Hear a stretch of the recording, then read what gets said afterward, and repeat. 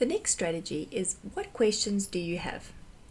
And the aim of this strategy is to help learners to connect to the text through generating questions. Often teachers rely on the typical form of questioning where the teacher asks the learners questions and the learners provide the answers.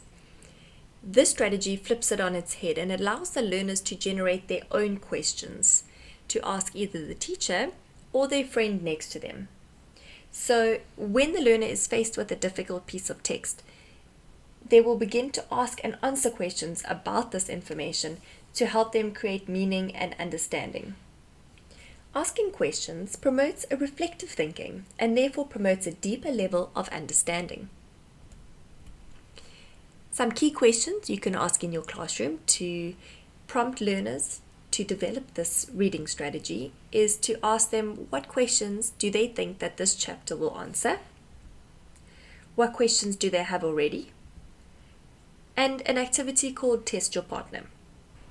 Now let's look at a teaching example together. I have reused a piece of text that we worked with earlier, the outbreak of World War II, Axis versus Allies. Now often it is important to only give learners the titles of text or chapters or subtopics and ask them, what questions do you think this chapter will answer? So instead of giving them all the information and then asking them questions, instead provide them with just the title, let them think about this title and work out, what do they think they're going to read about? What questions will be answered in this chapter?